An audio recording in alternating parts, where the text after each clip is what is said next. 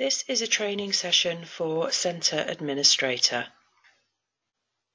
A Centre Administrator role is set up by somebody from Skillwise, and this is done for security reasons, so you can't recreate an administration role within your own organisation. You can have any number of Centre Administrators working for your particular organisation. Please do let us know if you'd like another one adding. You'll be emailed a username and password. The very first time you log in, you'll be asked to change your password to something that you remember. Your Centre admin login is not linked to any of your other logins that you may subsequently have, like Line Manager or Assessor. Once you have logged in, the Centre Administrator area looks like this. You've got 5 main tabs at the top, and each main tab has a series of subtabs underneath.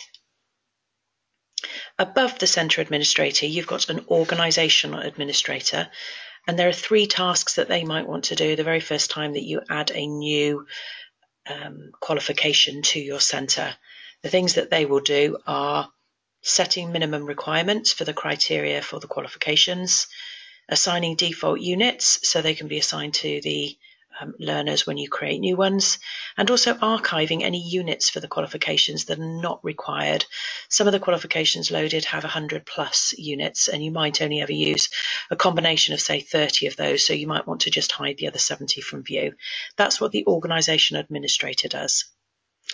The Centre Administrator that we're logged in at the moment is a step below that, and we can see the minimum requirements, and we can also see the information around how many times the criteria needs to be hit from our Centre admin role.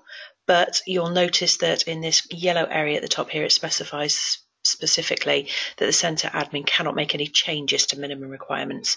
You have to use the Organisation Administrator login in order to do that. The Centre Administrator can create employers, new employers with a system, and then as you create each new learner, then you can assign the learner to the employer, and that will allow you to, when running reports, filter the learners so that you can just look at learners from a particular employer if you wish. You can add as much or as little detail here. If you want to, you can just add the employer name, but if you want to add the address and the postcode, you can do. When you hit the Save button, down at the bottom here, the employer is saved and it will be found in the employers list, which is the next tab along.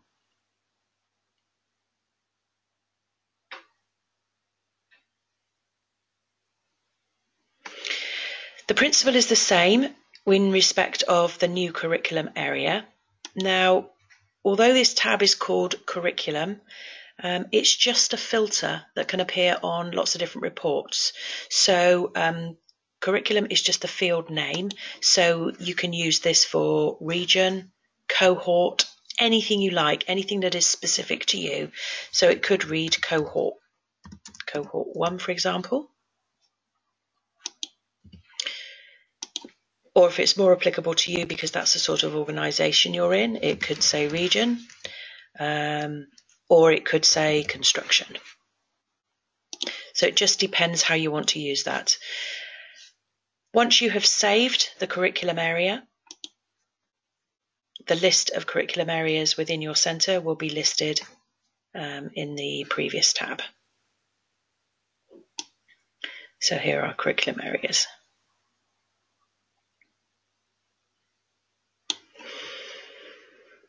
You can add employers and also curriculum areas at any time. If you've made a mistake with anything, please let us know and we'll delete any entries that you've made here. In the Home tab,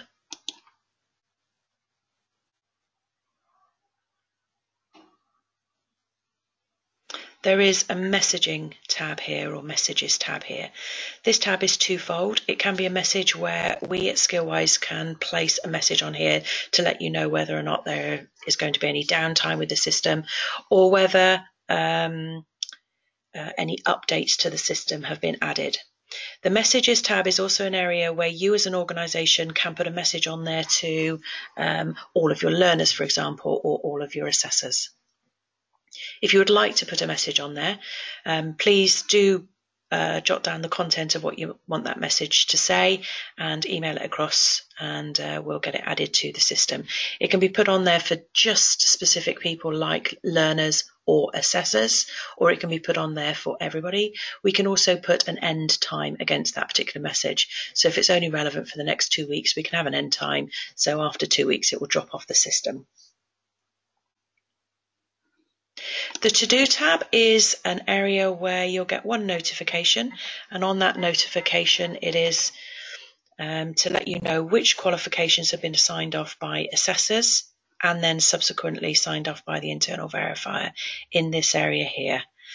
That may be important to you as an organisation if you then have to claim certification for the qualifications that the learners are doing. The dashboard has a single entry on there, which is a report to tell you how many learners each of the assessors have and whether or not those learners are on or off target. It's denoted by the different colours. The File Library tab allows you as a centre administrator to share documents, template documents for example, with any of your members of staff. You can add files to the library by clicking on the Add Files. You browse to find the file that you want to upload.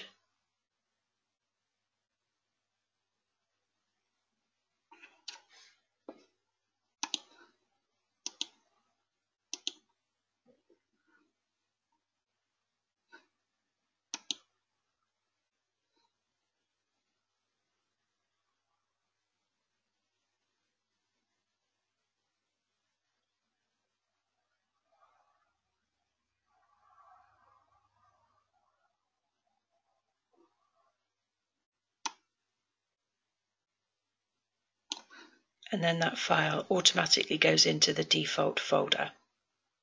You can share either the file or you can share a whole folder if you wish with the different types of users. So this one might need to go to all of the assessors, for example.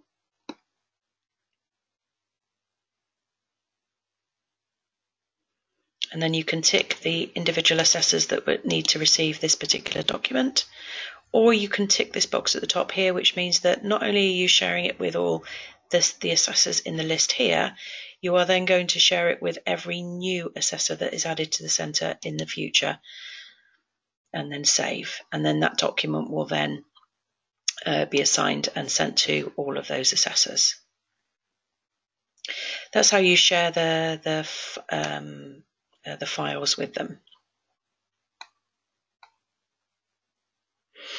You can share a whole folder as well in that particular area. So if you create a folder which is called Health and Social Care, for example, and you want to share that with all the health and social care assessors, you can do that in exactly the same way. The My Centre tab.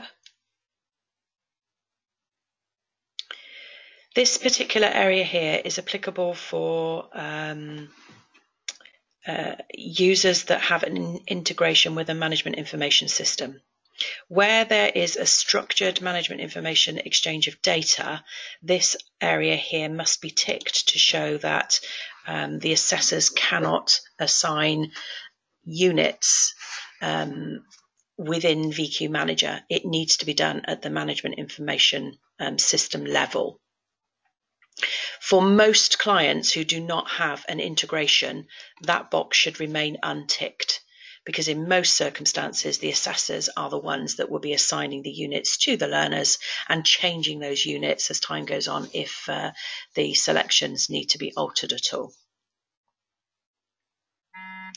So if any of your assessors call up and say, I can't assign any of my units to my learners, they will have a message across the middle of their page saying, please contact your centre administrator.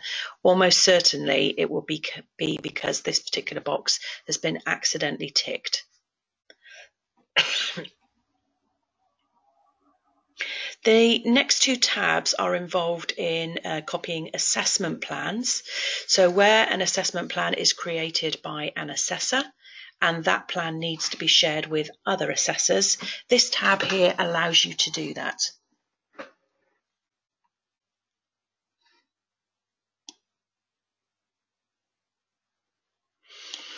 So we've got the assessment templates, and we want to copy a particular plan from a particular assessor. And then it asks us which plan we want to copy.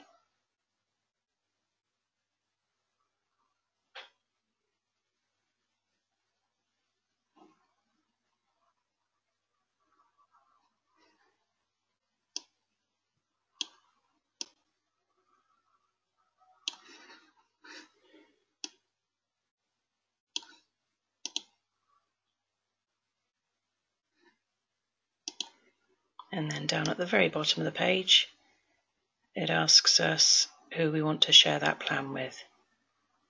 And we would then tick the assessors who need to have this particular plan and then copy it across. So that plan will then go straight across. So the plan only needs to be created once, and it will be sent across to the other assessors. The next tab along, which is called Copy Internal Verifier or IQA Sampling Plans. This is in circumstances where an IQA or an internal verifier leaves the organisation and they've set up a sampling plan within the system, and that plan needs to now be given to the new verifier. So you would select the verifier who is leaving, maybe who the assessor was in that particular instance, which qualification, and which learner.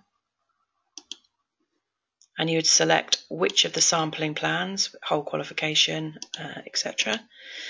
And then you need to select from this list down here who you want to give that plan to. Exactly the same as before, you just press the copy button, and then that will allow the plan to then be seen in the new assessor's sampling plan area, so they will have access to that instantly. The Users tab, which is the next tab along, is where all of the users are created for the system. And when you're first using the system, the best thing to do when you first start off is go to the New User tab and create your assessors if they haven't been added to the system in bulk for you. This page here looks exactly the same regardless of what type of user you are adding to the system. So you would give them a username and a password in this area here.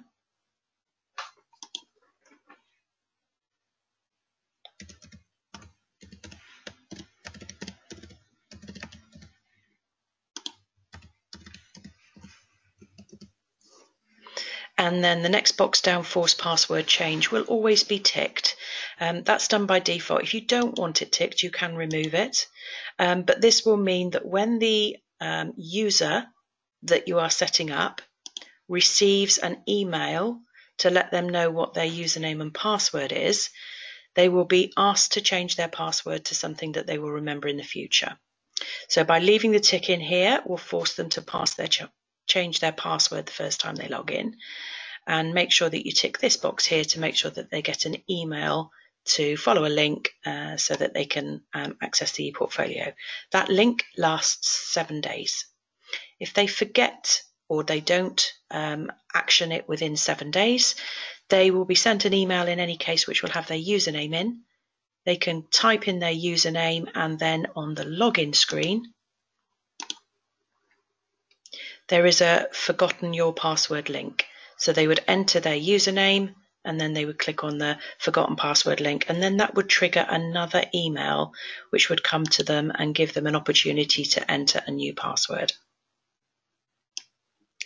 The roles area down here denotes what kind of user that you're going to add to the system. So if it was a learner, for example, you would just tick the learner box. We're going to add an assessor, and we've got 2 different types of assessors. We've got qualified assessor and we've got a trainee assessor. Trainee is anybody that's working towards their assessing qualifications. Qualified means that they're a fully qualified assessor and they can mark the work. So we're going to add this person as an assessor, and then the page opens up underneath. So we've got personal information. We would add a first name here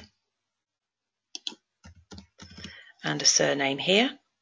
You can add bits and pieces in the other fields if you wish, but it's not compulsory. The only compulsory ones really should be the ones with the red star.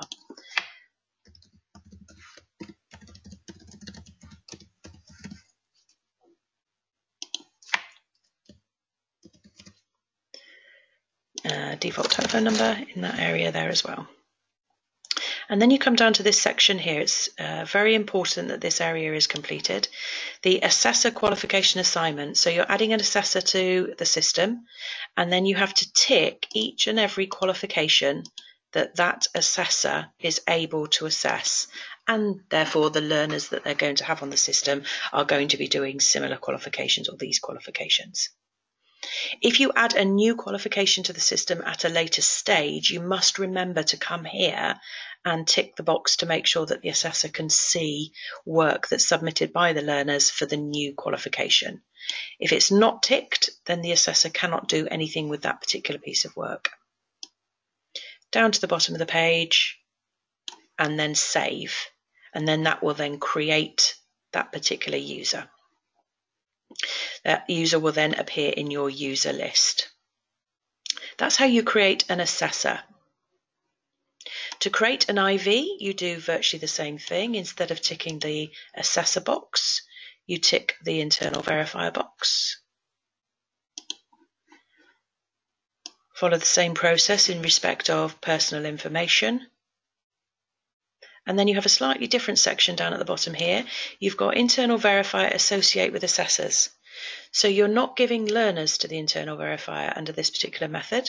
You are assigning the assessors, and therefore any of the learners underneath those assessors will automatically be visible to you as an internal verifier or IQA. If your IQA is working alongside another IQA who perhaps is not fully qualified yet, then you may wish to associate the one that you're creating now with another one that's already in the system. And you would just literally just tick the box to say which one does this internal verifier need to oversee the work of. Down at the bottom again, you just press save, and then that would save this particular profile. External verifier.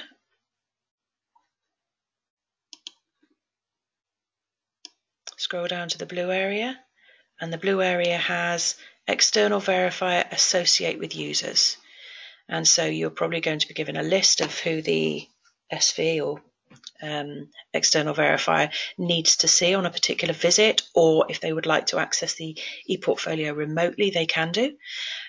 So for the external verifier, you would assign the assessor, the IV, and the learner. So you would do the full chain of who they are associated with. So you wouldn't just tick learners. You would also tick all of the assessors that look after the learners and all of the IQAs that look after those assessors as well. So make sure that you add all three elements for the external verifier. Again, down to the bottom of the page, and you've got the next section, which is called qualification assignments. Which qualifications do they need to see? And then you tick those boxes and then save, and that will save an external verifier. Other types of users that might want to use the system are perhaps curriculum managers or line managers or employers. And you can use the line manager and other system user logins. We'll just use the line manager here. You can use the line manager one, and it will open up slightly differently down below. Line managers associate with, and you can do a bulk assignment to everybody from a particular employer if you wish, and in future any new learners for an employer can be added, or you can use it in the conventional way, and that is that you assign the learners to this particular person. If they are an external person, i.e. an employer, you would only assign the learners from that particular employer to this person. If they were an internal person, they may wish to see, in the same way the external verifier does, they may wish to see not only the learners but also the assessors' work and also the IQA's work as well. So you can tick IQAs and assessors if it's an internal line manager that needs to have access to the system. The line manager is a view-only access, so they can't do anything to the ePortfolio at all. There are no writing areas for them. It's just to view and to look at the work and open up anything that they wish to see in particular, and to run reports. Again, down to the bottom of the page and select Save. And that's how you create all the users. When you've created all the users, they will appear in the user list, which is this tab here, and all of our users are here. If you need to edit any of those users at any time, you can either click on the Edit Profile hyperlink at that side, or you can just click on their name from this side. It's hyperlinked and it will just open up that profile so that you can make any amendments for any of those people. One of the decisions that you'll probably need to make within your organisation is in respect of things like progress reviews, etc. So if we're creating a profile which is a learner, we would follow the same principle as before: add a username and a password, force password change, tick the box to send them an email. We would tick the learner profile.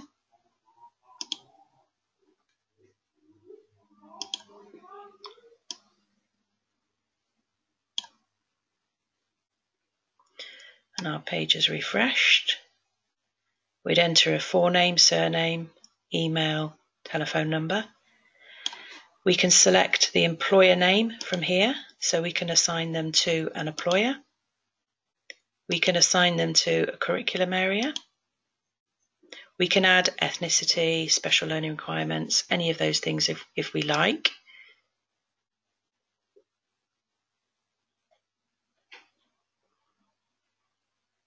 And there are two things you can do. You can set up a framework, and a framework will include a bundle of qualifications that the learner will be doing whilst they're doing that particular apprenticeship. Or you can add the qualifications individually. And to add the qualifications, you just tick the box which is under the Assign Qualification box. The start date and end date automatically comes up as today's date. So you just need to make sure that you add a valid start date for the learner and a valid end date for the learner in that area there, so that it reports correctly. If any default units had been assigned to this particular set of standards, I'd be able to tick this box here. But because no default units have been assigned, I cannot tick this box. This qualification here has had the default units assigned to it already, so I would be able to tick that one, which would make sure that the default units would go to the learner straight away. Default units can be mandatory units, or they can be a series of mandatory and optional units that you always deliver when you deliver that particular qualification with anybody doing that qualification in your organisation. You can add ERR, personal data, PLTS, any of the qualifications that you wish for the learner. And then you come down to a progress review area, and progress reviews can be switched on for your centre, or they can be hidden from view. Progress reviews can be set by the centre administrator here, and you would put in here the start date for the qualification and then the end date for the last qualification that they might be doing. And you can set a recurrence pattern. So you might want a progress review completed every 12 weeks, which means that the assessor will get a notification 2 weeks before to say the next progress review is due. Once those dates are set up, they can't be altered. They're set in stone. So even if a review is done early, the existing one still remains the following one still has the same date recorded against it.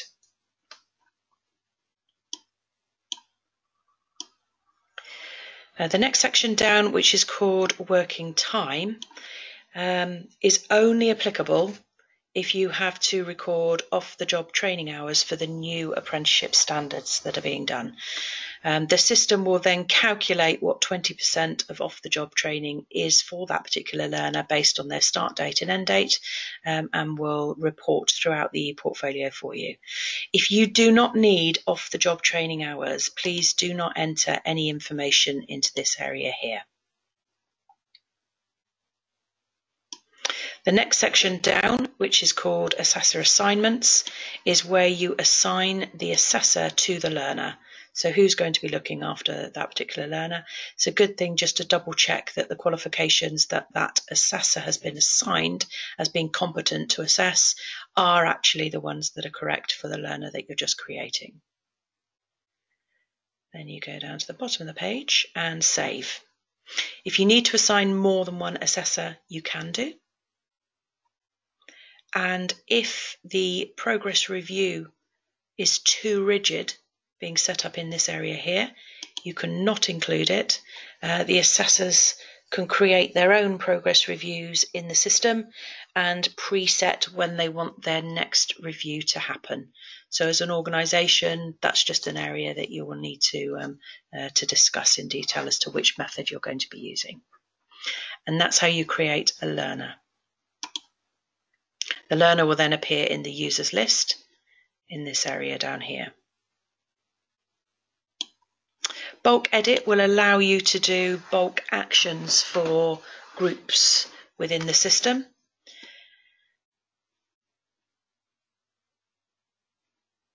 And in the action area there, it gives you an idea of the types of things that you're able to do in here. Removing assessor from learners, assigning assessors to learners, line managers, EVs, assigning them to employers, curriculum areas, that sort of thing. But it allows you to do it in a bulk action so that you don't have to open up each and every learner to create this particular action. The Reports tab has a whole series of reports in there. If we go to the qualification tracker as an example, most of the reports have a view and a download option. Some of them only have view, some of them only have download.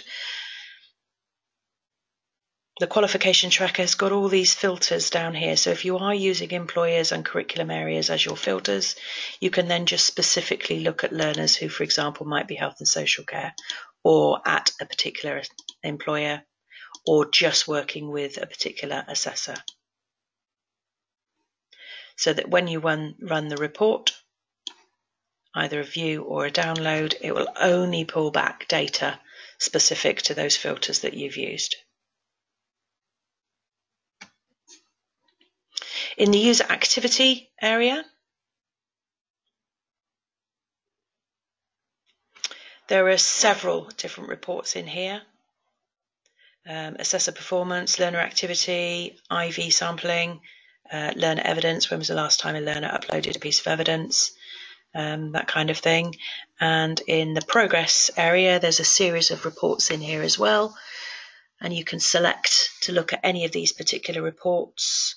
Things like which units have been signed off, guided learning hours if they've been associated with any of your qualifications, a gap analysis, progress reviews, which reviews have been done, which ones are out of date, planned end dates to find out when the learners are due to finish their qualifications and therefore have a look at assessor capacity, and off-the-job training hours. You can run a report to look at that specifically. So there's lots of different reports in the reports area.